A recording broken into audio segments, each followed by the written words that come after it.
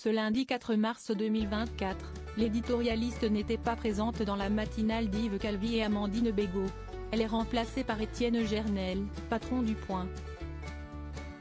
Les auditeurs n'ont pas retrouvé leur éditorialiste habituel. Ce lundi 4 mars 2024, Alba Ventura n'était pas présente dans la matinale d'Yves Calvi et Amandine Bégaud sur RTL. En effet, les fidèles de la Station Rouge ont entendu à 7h15 le directeur de l'hebdomadaire du Point, Étienne Gernel. Elle revient en pleine forme d'ici quelques semaines. Dans un tweet, RTL Pro a précisé qu'Alba Ventura sera absente de l'antenne de RTL. Mais pas d'inquiétude, elle revient en pleine forme d'ici quelques semaines, a assuré le compte professionnel de la radio du groupe M6. Et d'ajouter, pendant son absence, rendez-vous avec Étienne Gernel, le directeur du Point à 7h15 sur RTL.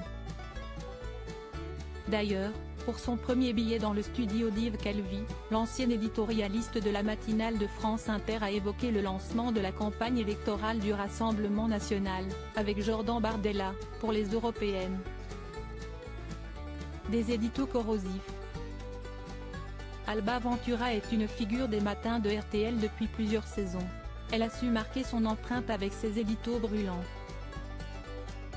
Le 22 janvier 2024, par exemple, elle s'était distinguée avec un billet enflammé pour prendre la défense de l'écrivain Sylvain Tesson.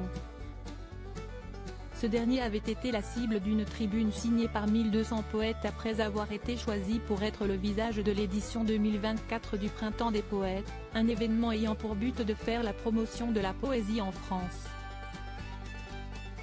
À lire, je m'en excuse, Alba Ventura fait son mea culpa après sa chronique polémique sur les fautes de français de Stéphane Séjourné. Parfois, ces chroniques peuvent également faire grincer la classe politique. Le mardi 16 janvier 2024, elle avait évoqué les fautes de français du nouveau ministre des Affaires étrangères, Stéphane Séjourné, lors d'un déplacement à Kiev, en Ukraine. Massivement critiqué sur les réseaux sociaux, l'éditorialiste avait adressé ses excuses aux membres du gouvernement 2 semaines plus tard, dans ses médiatiques sur France 5.